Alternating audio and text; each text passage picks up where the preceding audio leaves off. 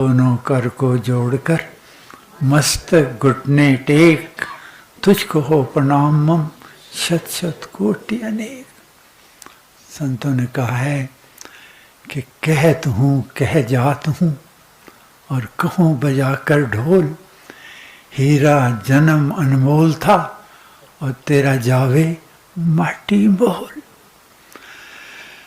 जिंदगी का सफर भागा हुआ दौड़ा हुआ जा रहा है। ये गाड़ी सरपट दौड़ी जा रही है।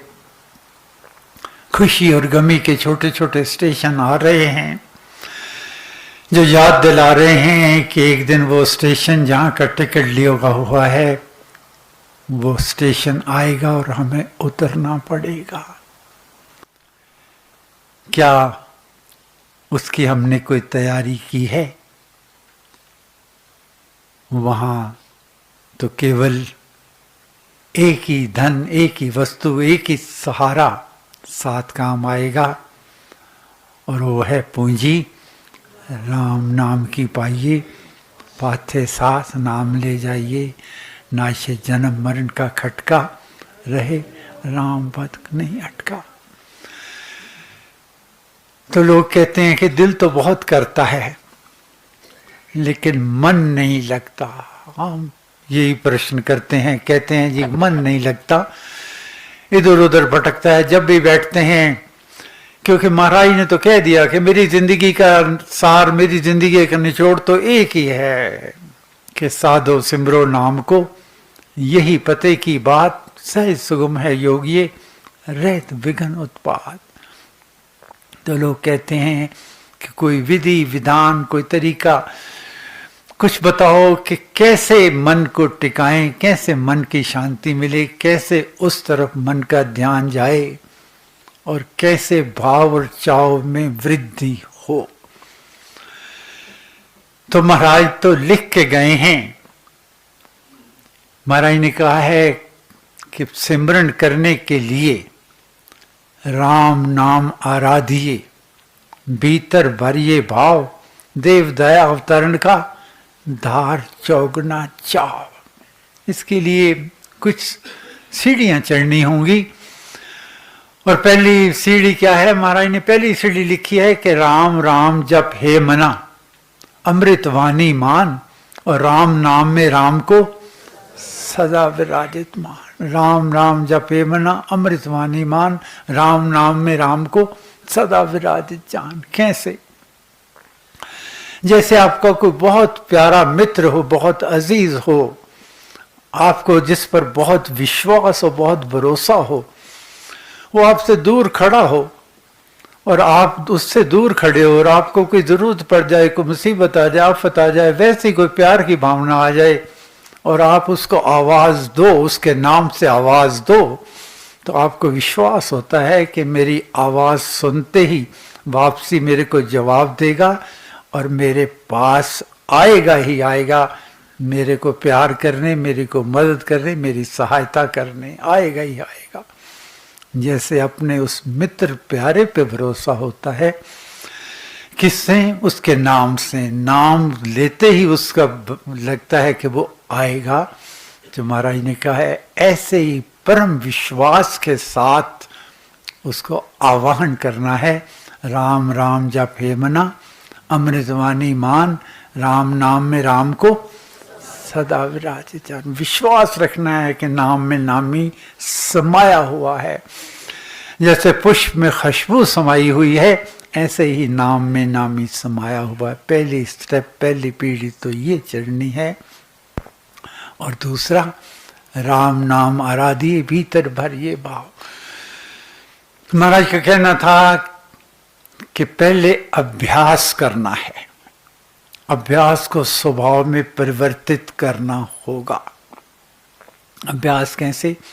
दिन में 5 दफा, कहीं भी हो, पहरों नहीं, घंटों नहीं, दिनों नहीं, 2 मिनट के लिए, 2 पल के लिए, 10 मिनट के लिए, 15 मिनट के लिए, जैसे भी हो, आप कहीं भी हो, 5 दफा। कोई गृहिणी है, अपने रसोई घर में खड़ी है, कोई अपने काम पे जा रहा है, कार में बैठा हुआ है, अपने ऑफिस में बैठा है, कुर्सी में 2 मिनट आंखें बंद कर सकता है। आंखें बंद करके मन में पहला तो परमेश्वर के होने पर, उसकी सत्ता पर, उसके होने पर सबल सुदृढ़ विश्वास करना है। अचल, अडिग, अटूट, संशय रहित जीवित निश्चय करना है कि परमेश्वर है। आंखें बंद करके जैसे राम कहना है, तो महाराज का वो दोहा क्या है? राम नाम आराधिए, भीतर भरिए भाव, देव दया अवतरण का धार चौबन। जैसे राम कहो तो मन में एहसास करो इस बात का कि परमेश्वर की कृपा मेरे पर अवतरित हो रही है और मैं भीगा जा रहा हूं। पक्का करके देखना। ये तो ऐसा स्थान है जहां आप आए हुए हो, जहां तो कृपा चारों तरफ से अवतरित हो रही है। आंखें बंद करके राम, जैसे ही राम कहना, ऐसे महसूस करना कि परमेश्वर की कृपा मेरे पर अवतरित हो रही है और मैं उसमें भीगा जा रहा हूं। कैसे? जैसे गंगा में एक व्यक्ति डुबकी लगाता है। जब डुबकी लगाता है तो चारों तरफ उसको कोई बताता नहीं तेरे तरफ जल है, जल ही जल महसूस करता है। जैसे एक पक्षी उड़ता है हवा में, अपने जब भी पर फैलाता है उसको हवा दिखाई नहीं देती, लेकिन महसूस करता है कि वो हवा मेरी सहायता कर रही है, मेरे को उड़ने में मेरे को सहायता दे रही है। ऐसे ही अपने मन में विश्वास, आस्था लेकर और महसूस करना कि परमेश्वर की कृपा मेरे पर अवतरित हो रही है और मैं भीगा जा रहा हूँ, निहाल हो गया हूँ। हमारे ने दूसरी ने लिखी है, राम नाम आराधिए, भीतर भरिए भाव, देव दया अवतरण का धार चौगुना चाव। उमंगों के साथ, तरंगों के साथ, प्रसन्नता के साथ, प्रसन्न चित्त से। ये नहीं मरे हुए भाव, हाँ हो रही होगी, नहीं हो रही है प्रसन्न चित्त। इसका अभ्यास करना होगा। जब आप अभ्यास करोगे, थोड़ी देर के लिए इधर उधर मन भटकने लगेगा, फिर अभ्यास करना है, फिर इधर जाने लगे, फिर अभ्यास करना है। तो अभ्यास करते करते एक दिन आपका ये स्वभाव में परिवर्तित हो जाएगा। कैसे? हम कोई तैरना सीखना चाहता है, तालाब अपने स्विमिंग पूल में जाता है, छलांग लगाने लगता है, डर लगता है, हाय मैं तो डूब जाऊंगा, हाय मैं तो डूब जाऊंगा। उसको पकड़ते हैं, बाहर आ जाता है। लेकिन जब वो तैरना सीख जाता है तो कोई इंसान थका हुआ बाहर से आता है, कहता है भाई जो तैरने के सीखते थे, घबरा कर, थक कर, हार कर बाहर आ जाते थे, मैं तो थक गया, हार गया। वही जब सीख जाते हैं तो कहते हैं मैं थका हुआ आया हूँ, 2 मिनट स्विमिंग कर लूँ, मेरी थकावट दूर हो जाएगी। तो ऐसे ही जब हमारा ये रोज रोज की क्रिया, रोज रोज का अभ्यास हमारे स्वभाव में परिवर्तित हो जाएगा, तो आपको ना कहने की ज़रूरत पड़ेगी, ना सोचने की ज़रूरत पड़ेगी। जब भी आंखें बंद करोगे तो ऐसे लगेगा कि कितनी सहजता आ गई, कितनी प्रसन्नता आ गई, मेरे सारे दिन की थकावट दूर हो गई।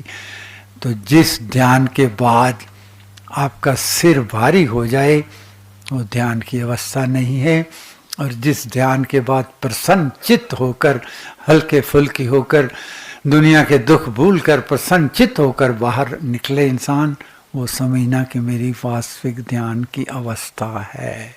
लेकिन उसके लिए आपको अभ्यास भी करना होगा और परमेश्वर से मांगना भी होगा कि मुझे भरोसा राम तू दे अपना अनमोल, रहूं मस्त निश्चिंत में, कभी न जाऊं डोल। जब लगे कि मेरे मन बोझल हो रहा है, या मेरे को थकावट हो रही है, या मेरे को भटकन हो रही है, तो मन में यही कहना कि मेरा अभी विश्वास अधूरा है, मेरा अभी भरोसा अधूरा है।